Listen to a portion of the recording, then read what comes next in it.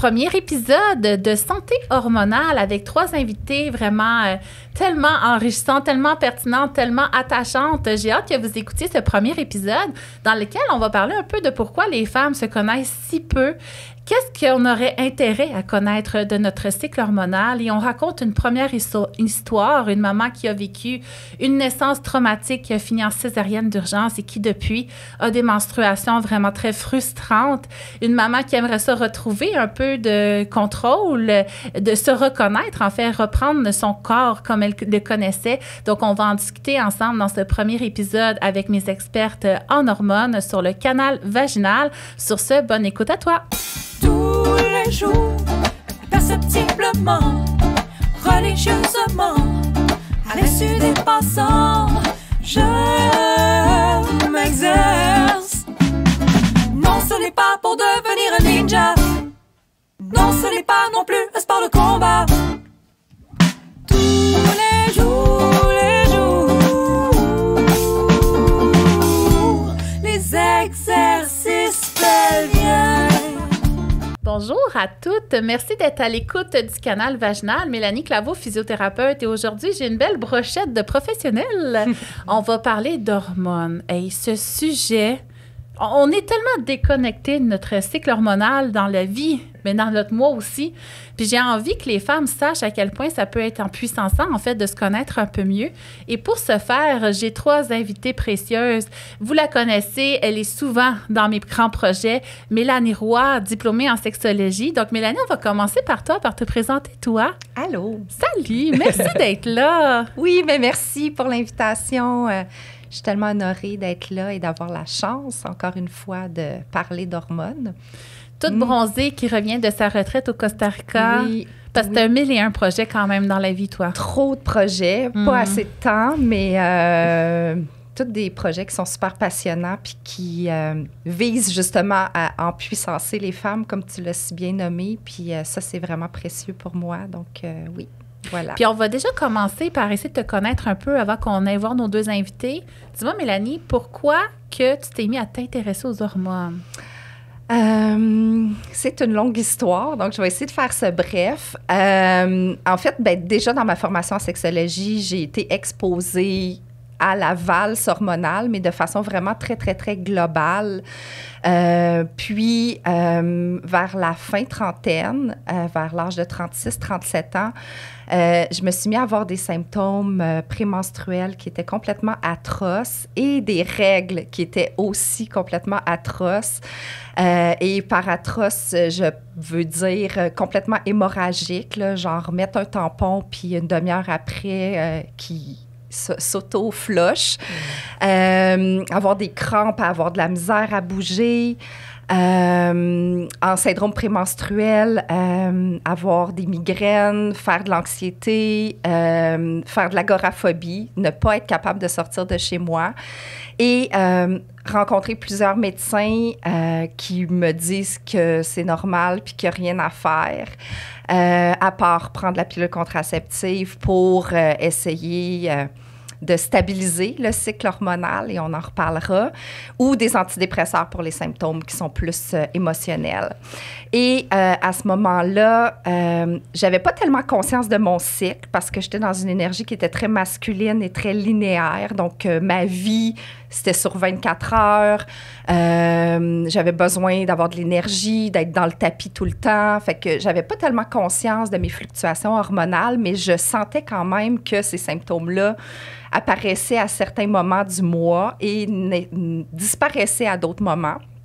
Donc, je me suis mis à lire, chercher, fouiller, sans nécessairement vouloir m'auto-diagnostiquer, mais j'ai découvert à ce moment-là que tout ce que je vivais ressemblait beaucoup à des symptômes de périménopause, c'est-à-dire plus clairement un excès d'estrogène et une carence en progestérone, et aussi à un trouble dysphorique prémenstruel qui est maintenant défini comme un trouble psychiatrique, rien de moins, qui est la version élevée du SPM, le fameux syndrome prémenstruel.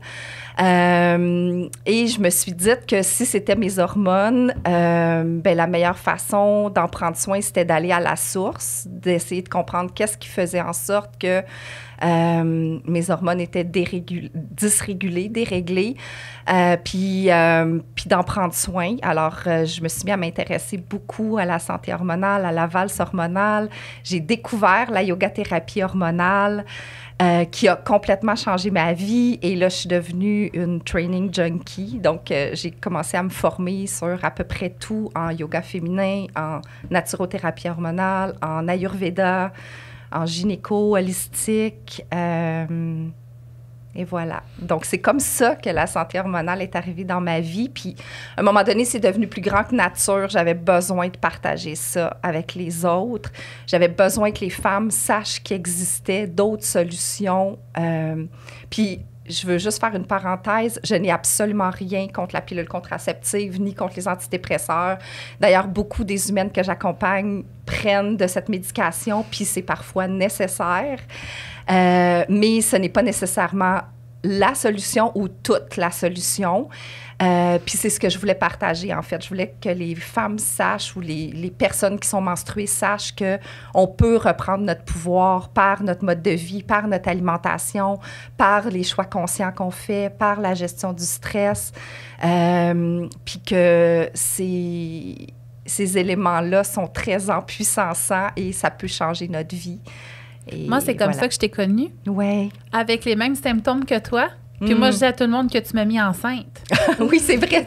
Je t'ai déjà entendu dire ça. Oui, parce que j'ai suivi tes formations justement pour reprendre le dessus. J'avais des règles hémorragiques et moi, ça transperçait un pad de nuit. Mon jean s'attachait à mon sofa. C'était vraiment l'enfer. Je sais pas pourquoi je dis jean. J'en ai jamais porté, même mon pantalon.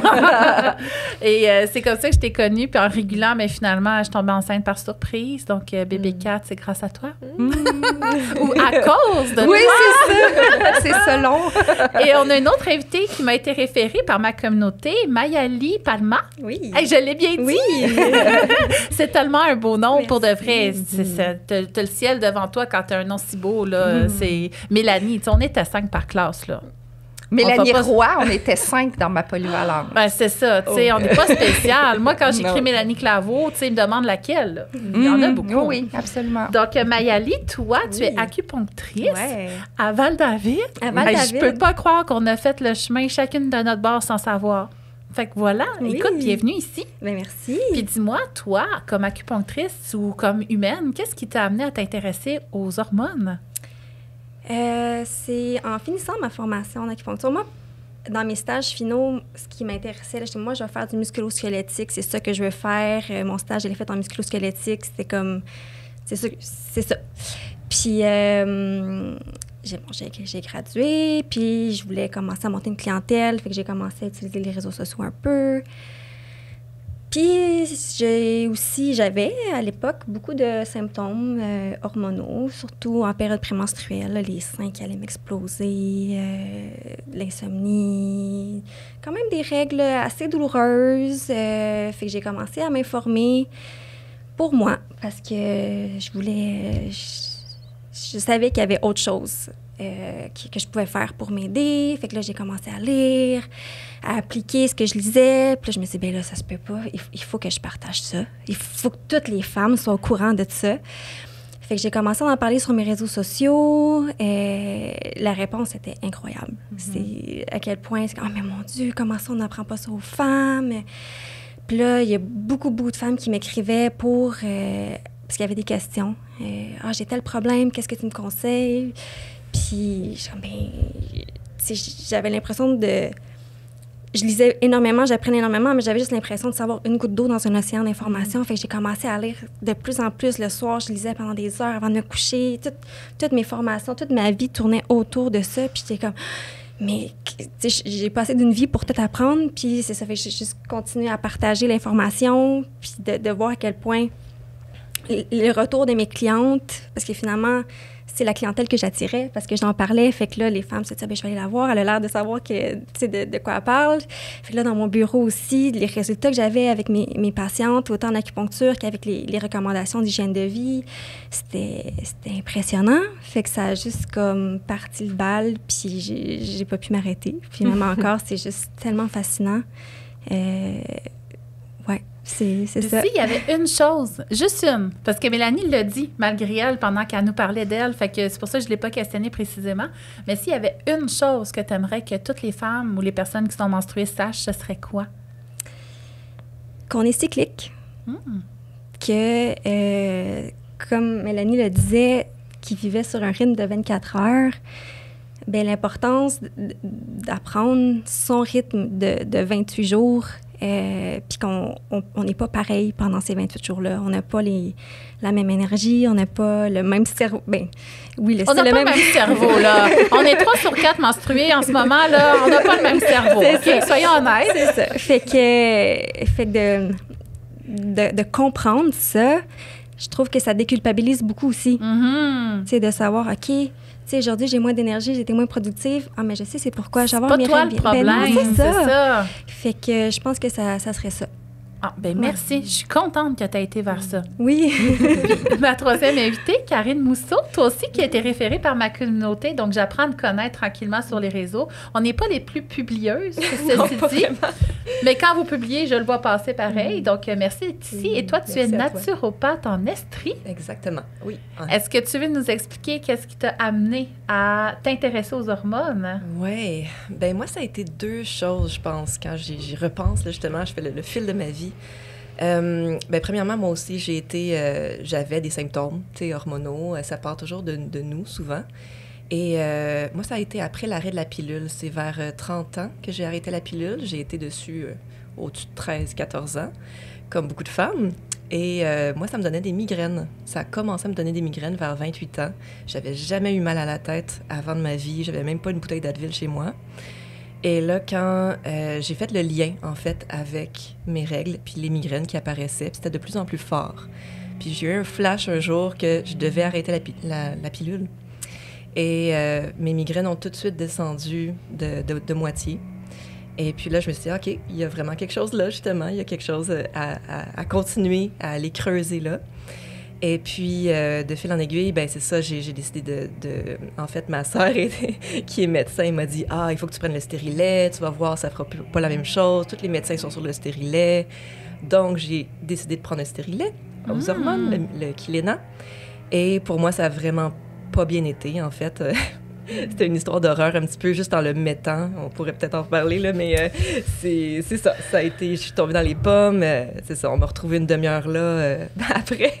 Hey, c'est vrai? Ouais.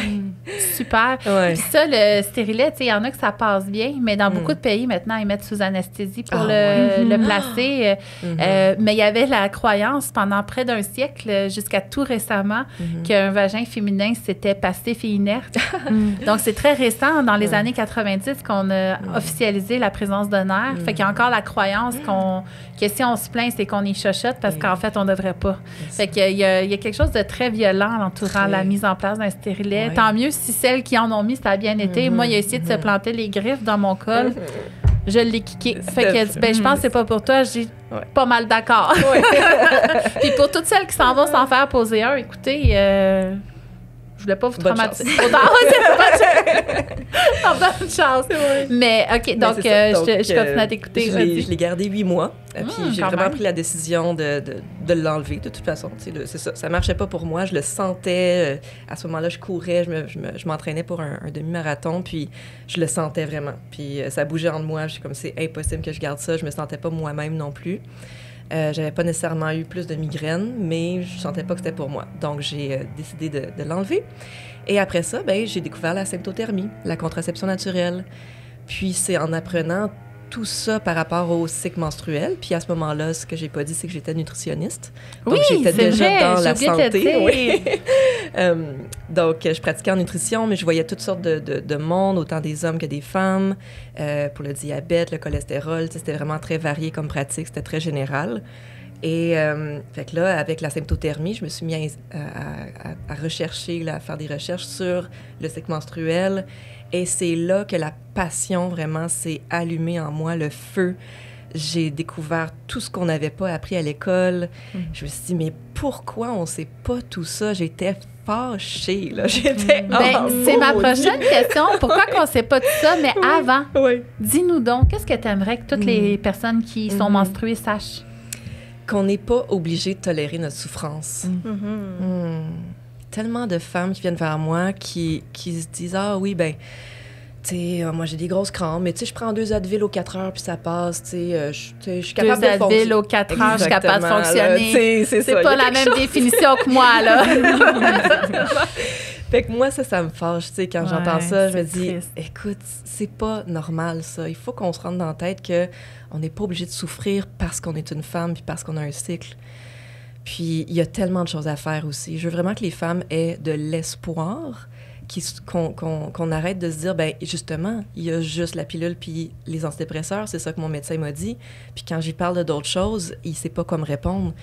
Oui, mais je veux vraiment qu'on soit ici aujourd'hui. Je suis super contente d'être là, en passant, merci beaucoup, avec vous en plus, pour qu'on puisse parler justement de solutions concrètes pour que les femmes y réalisent que, regarde, on n'est pas toutes seules, premièrement, et il y a des choses à faire, concrètes, solides. Puis on peut justement, comme Mélanie disait, on peut reprendre le pouvoir de notre vie par de simples habitudes, par la base, dont on va beaucoup parler, mais aussi par toutes sortes d'ajouts après ça, tu sais, qui sont un petit peu plus... c'est ça. J'aime ça appeler ça les guirlandes là, de la santé hormonale, là, les suppléments, les plantes et tout ça. Mais il faut passer par la base avant. Il faut passer par la base. Et là, notre premier épisode, on va le faire un peu confrontant. Puis moi, j'aime ça confronter notre culture. Tu sais, il faut en refaire une nouvelle. Là. On remet celle-là à la poubelle puis on en crée une nouvelle. Puis je veux que vous parliez vraiment sans tabou, sans gêne. Puis si un jour vous regrettez de quoi vous avez dit, on le coupera au montage. C'est bon. Okay?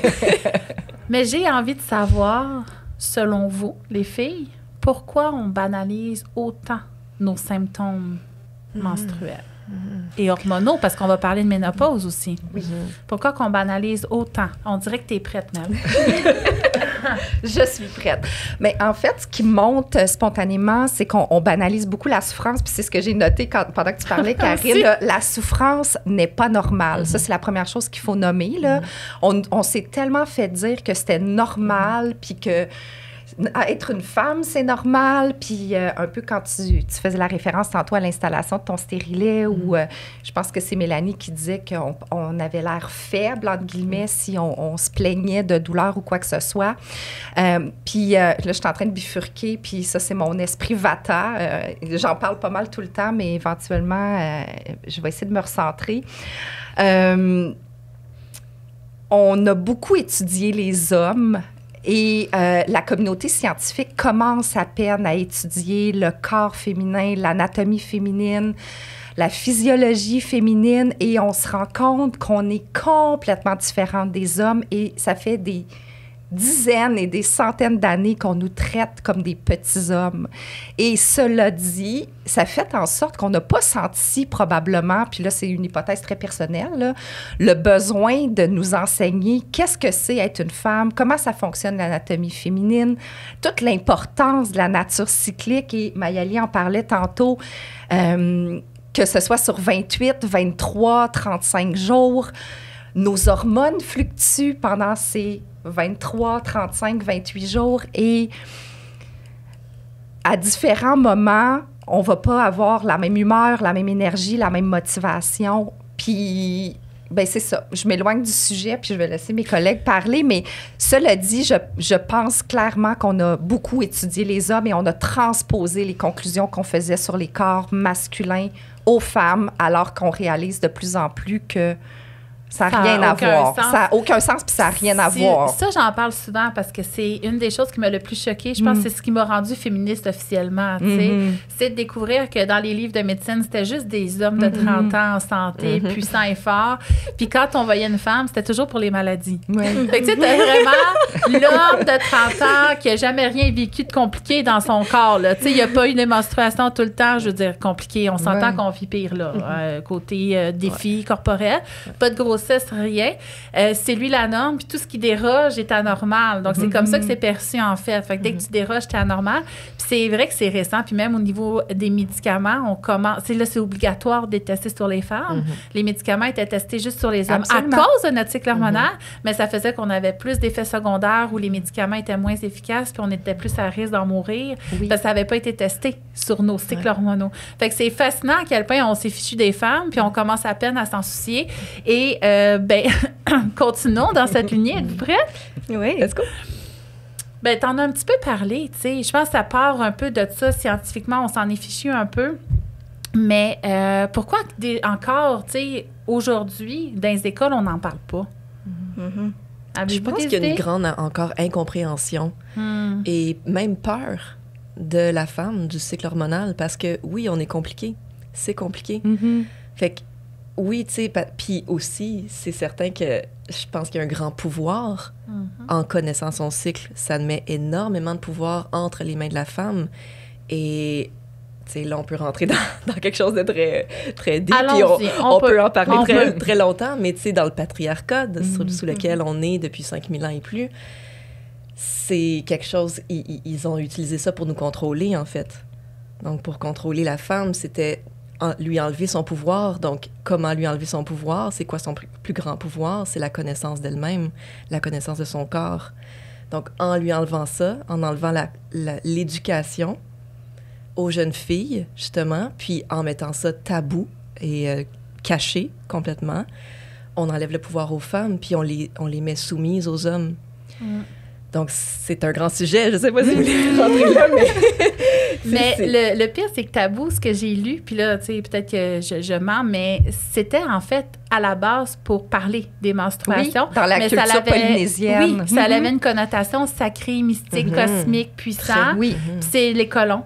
Qui ont décidé que ça allait être gênant puis honteux. Puis on le voit encore, tu sais, dans les publicités, de faire comme si on n'était pas menstrué, continuer à faire du saut à la haie, puis de pas avoir d'odeur, parce qu'il faut pas que ça pue quand t'es menstrué, puis cache tes serviettes, il faut que ce soit cachable dans ta poche. Puis le sang bleu dans les publicités. Ben, c'est récent qu'ils testent maintenant les produits hygiéniques avec du vrai sang, parce qu'ils le testaient avec de l'eau, puis ça portait à confusion, tu sais, au niveau médical. OK, j'ai rempli 3 pads, mais 3 pads d'eau versus 3 pads de menstruation.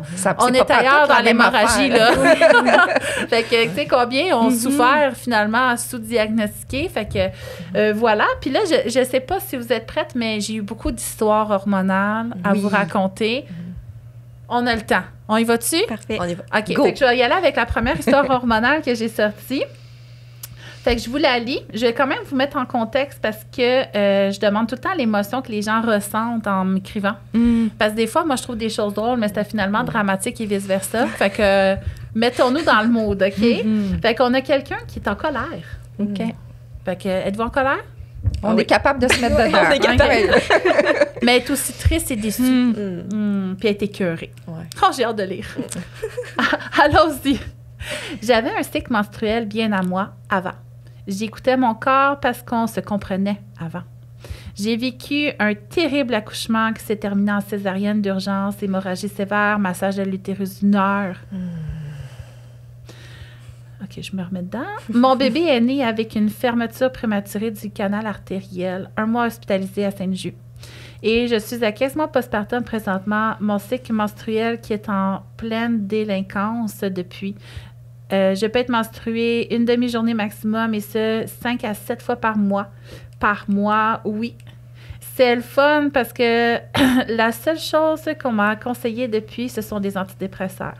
Mes hormones sont en chute libre, mais pas assez d'études pour les médecins jusqu'à maintenant. J'ai eu beau consulter souvent, personne ne se prononce. Prise de sang normale, donc j'ai l'air normal, mais non. Je suis, moi aussi, laissée dans cette chute libre.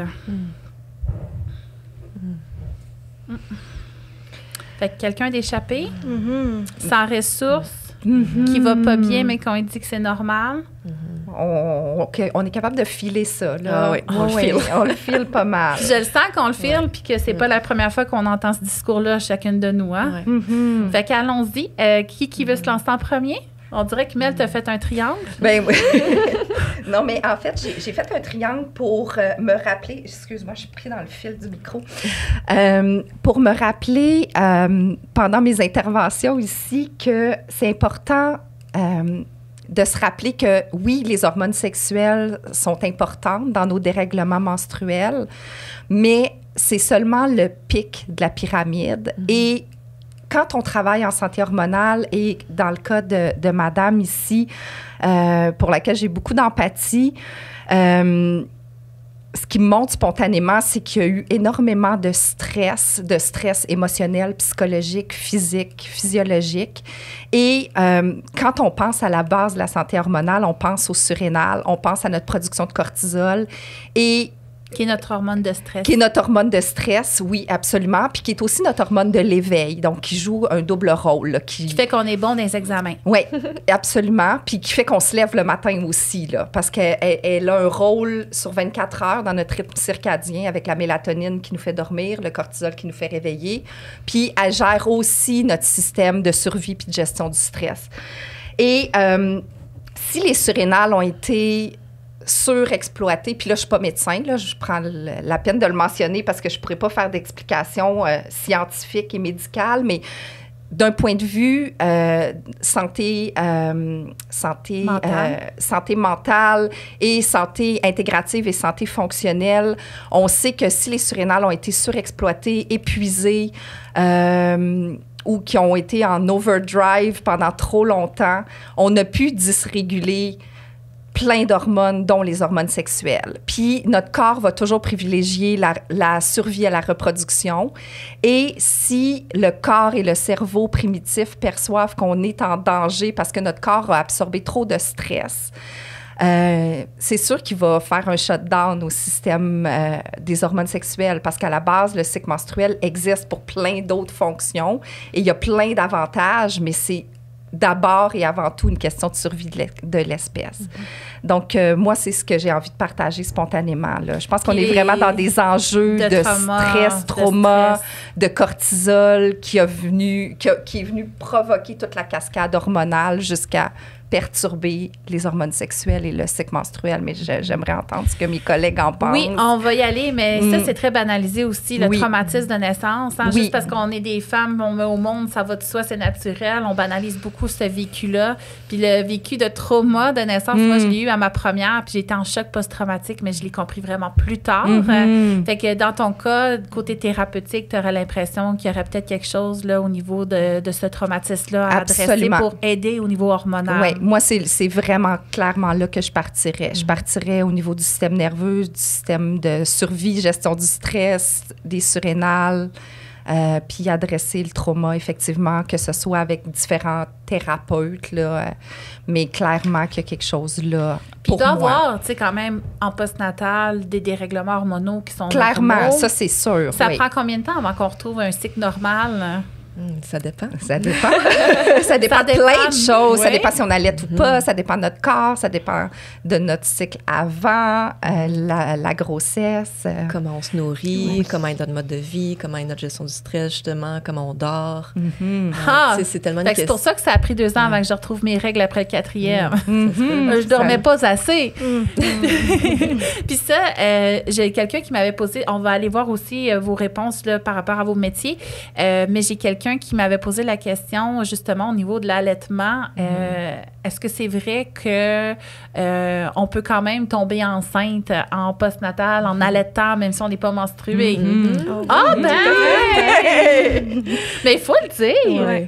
Il y a quelqu'un qui avait la question. Mais là, fait que la réponse est donnée. Oui, c'est ça. Il y a la technique de la maman qu'on apprend en symptothermie, quand on allaite aux 3 heures, là c'est loin, là, mais je pense que c'est aux 3 heures, corrigez-moi si je me trompe, de façon régulière ou à la demande, en fait, du bébé.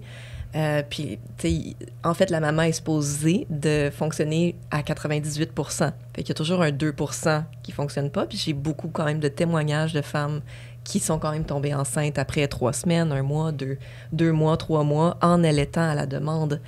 Puis quand la demande aussi doit être assez régulière, même la nuit, là. On ne doit pas passer plus de 6 heures sans allaiter, par exemple. Mais on ne sait pas, là, quand notre bébé va décider de faire une nuit de 8 heures, 9 heures.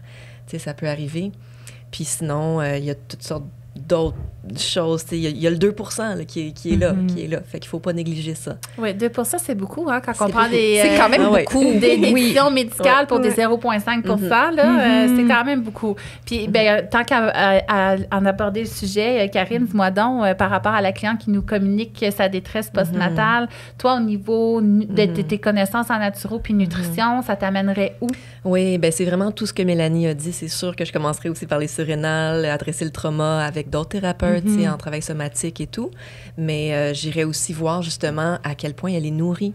Puis la santé de sa thyroïde, parce que la grossesse est prend énormément de jus à la thyroïde. Et en postnatal, le corps de la femme est vidé. En gros, elle est vidée. Faut la remplir. Faut la remplir, faut la nourrir, cette maman-là. Puis souvent, elle continue à donner. Tu sais, on continue à donner en postnatal. C'est pas fini. Moi, je pensais qu'en accouchant, tout serait beau, tout serait fini après. Mais non, le gros de la job commence, tu sais. Avec le manque de sommeil. Donc, c'est difficile, tu sais, de bien se nourrir, de bien dormir, de subvenir aux besoins d'un bébé en postnatal, de penser à soi, de régler ses traumas, tu sais. Tout ça fait que le corps de la femme est très... j'ai juste le mot en anglais, le dépleted, tu sais, il est en carence de beaucoup de choses. Fait que j'irais nourrir cette maman-là. Puis il y a dans beaucoup de cultures qu'on nourrit les mamans de repas très riches, très gras. C'est ça, du gras. Pour les remplir les soins bien. aussi, vitamines. des soins physiques, Ouais. les massages. Au Mexique, ils peuvent masser tous les jours pendant 40, 60 jours la maman parce qu'ils se disent... Puis ils chantent des chansons, puis ils sont autour d'elle, puis ils disent qu'il faut la remplir pour qu'elle puisse remplir son bébé. Fait que, tu sais, on est défectueux au Québec. Ouais. Nous, on oublie de remplir notre tasse, puis on aura sûrement d'autres occasions d'en parler, mais on vide notre tasse à tout donner, puis à un moment donné, la tasse est vide, puis là, on gratte le fond, puis il reste plus rien pour nous autres, il reste plus rien pour personne. Donc, tellement l'importance de se remplir, de se nourrir, puis ça, c'est tout en lien avec les surrénales, puis le stress aussi. C'est tellement dur, parce qu'on apprend tellement à nos petites filles très jeunes, elle est tellement fine, elle s'occupe de ses cousins-cousines pendant le party de famille. On est tellement chanceux de t'avoir, tu t'occupes de tout le monde. Fait que, tu sais, la on petite fille, valorise elle le prendre même soin. pas. On la valorise parce qu'elle prend soin. Fait que, tu sais, on se ramasse qu'on prend jamais soin de nous pour de vrai. Bon. Et là, en acupuncture, toi, Oui. Mayali, tu t'en sors comment avec cette histoire, cette première histoire-là? Fait que moi, j'ai la lunette de la médecine chinoise qui vient s'installer à ça. Tu sais, t'as nommé au début les émotions de colère, de frustration. Ça, en médecine chinoise, c'est l'énergie du foie, c'est le qi du foie, c'est de la colère. Puis, en médecine chinoise, c'est aussi le foie qui met en mouvement l'énergie, qui met en mouvement le sang.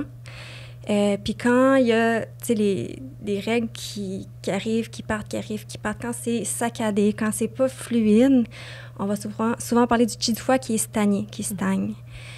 Et une des choses qui fait le plus stagner le qi du foie, c'est les émotions. La colère, la frustration, etc. Fait que ça me surprend tellement pas qu'après qu'elle ait vécu tout ça, dans son corps, il y a des choses qui stagnent, qui bougent pas, qui c'est pas fluide. Puis, en médecine chinoise aussi, on parle beaucoup on va utiliser les éléments pour parler de la santé, fait que le chaud, le froid, le vent, le feu. Puis, parce qu'il me semble qu'elle a eu une césarienne, c'est ça? D'urgence. Oui. Dans les salles d'opération, il fait vraiment froid. Ah oui. Puis ça, on le voit beaucoup dans nos patientes qui ont eu des césariennes. Il y a un syndrome qui s'appelle du froid à l'utérus. Oui. Et la césarienne, c'est parfait pour accueillir du froid à l'utérus. Puis le froid à l'utérus, ça peut amener justement des caillots, de la stagnation. Fait que le qi du foie qui stagne, plus la stagnation à cause du froid, ça amène ce genre de symptômes-là. Fait que moi, ce que je dirais à cette patiente-là, c'est beaucoup de ramener beaucoup de chaleur dans sa vie, de réchauffer, d'enlever ce froid-là, de chasser le froid. Fait que de mettre de la chaleur localement, son bas du ventre, son bas du dos, de garder ses pieds au chaud, de manger chaud, là, des bouillons, des mijotés, puis... Un spa. Un spa. Ça se prescrit ça? Certain! Les assurances vont rembourser. Puis faire circuler le qi du foie. Puis ce qui fait circuler le qi du foie, c'est le mouvement, tu sais, marcher, faire de l'exercice, mais sans que ce soit trop intense, parce que surtout si elle saigne aussi souvent, il doit avoir ce qu'on appelle ça en médecine chinoise un vide de sang. Fait qu'on veut pas épuiser davantage la maman, mais du mouvement léger, exprimer ses émotions, rire, tout ce qui remet en mouvement les émotions, l'énergie. Puis là, on parle de quelqu'un qui vit quelque chose présentement de traumatique, mais on pourrait le résumer, mais se l'approprier à toutes, même si on n'a pas vécu ce traumatisme-là. C'est pas de dire arrête d'être en colère. Non. C'est plutôt de reconnaître que cette colère-là, c'est que tu manques de quelque chose dans toi qu'il faut qu'on te remplisse. Puis je pense que c'est le cas de pas mal tout le monde qui nous écoute, hein? Notre besoin d'être rempli qui est très, très... Oui, qui est en carence. Très en carence. Fait que les filles, je pense qu'on pourrait conclure l'épisode en se disant, remplissons-nous. Oui.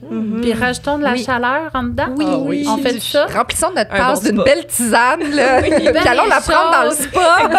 Prescrit du médecin. Eh, mais juste avant de finir, parce que je sais plus qui avait parlé de thyroïde, mais c'est-tu possible que notre thyroïde n'aille pas bien, mais que nos prises de sang, ce soit beau? Oui, Absolument. tout à fait. Mhm. Souvent, c'est comme ça, en Oui, fait. absolument. Elle est souvent sous-optimale, et puis parce Oui. que le range de référence, excusez l'anglicisme, pour la médecine traditionnelle, en fait, est beaucoup plus large que ce qu'en médecine fonctionnelle, on va utiliser. Absolument. Mhm. Donc, il y a comme un gros point et demi, 2 points de chaque barre, tu sais. Donc, Fait que quand on vous consulte, on amène nos résultats de prise de sang Oui, parce oui, que j'aime peut-être beaucoup ils les sont voir. normaux pour Ouais. la Ouais. médecine traditionnelle. Mais ils ne seront pas optimaux. Ils sont pas Exact. optimaux. Puis on peut avoir des symptômes. Oui. Même si c'est normal. Exactement, pour eux. Puis la Absolument. mélatonine. Ça, on le voit souvent. Tout Souvent. le Oui, tout le temps. Puis la mélatonine, c'est toi qui en as parlé, je pense. Oui, parce dans que les gens le vont rythme prendre circadien, absolument. à l'extérieur de leur corps, mais c'est comme très mitigé. Mais c'est très mitigé, puis on pourrait en parler longtemps aussi de la mélatonine parce qu'il y a de plus en plus d'études qui sont faites là-dessus, puis on réalise qu'il y a des dosages très différents de ce qu'on trouve, par exemple, en pharmacie à du 10 mg. On parle plutôt du 0,5 à 3 mg. La mélatonine peut se comporter comme un adaptogène, elle peut supporter tout le système glandulaire, elle peut supporter la fertilité, une ovulation optimale. Très antioxydante. Oui, absolument. Donc, Fait que il la y a, prendre il y a à plusieurs l'externe- avantages pour celles qui ont des carences en mélatonine. Parce qu'il y a beaucoup de parents qui en donnent à leurs enfants. OK. Bien, ça, je pourrais pas me prononcer là-dessus parce que j'ai pas cette expérience avec les enfants. Parce que là, je pose des questions naïvement parce que je sais pas, là. Mais moi, mon instinct me disait que quand tu prends de façon artificielle quelque chose, ton corps arrête de le faire tout seul. Fait que tu viens comme dépendant puis tu en as besoin de plus en plus. Moi, je voyais ça comme une drogue. Mais en Donner fait- de la mélatonine ouais. à ses enfants. Mais en fait, puis je vais m'exprimer avec réserve, mais c'est pas nécessairement le cas pour tout ce qu'on prend. Tu sais, par exemple, les enzymes digestives, quand on a des carences enzymatiques puis qu'on a de la misère à digérer la nourriture qu'on mange puis à absorber, bien, il y a certaines enzymes végétales qui vont stimuler aussi notre production enzymatique. Donc, on va les prendre temporairement. Puis ça va nous aider à remettre la machine en marche pour que notre corps redevienne autonome. Mais la mélatonine, tu remplaces la mélatonine. Bien, tu la ça remplaces. stimule pas. Moi, je peux pas me prononcer Ce là-dessus. que j'avais lu, c'est que c'était pas tant. Puis, tu sais, corrigez-moi là. Mais ce que j'avais lu, c'est que c'était pas tant la mélatonine qui aidait comme à dormir, mais c'est la sécrétion de la mélatonine qui aidait à l'endormissement. Fait que de prendre la mélatonine en externe, ça vient un peu comme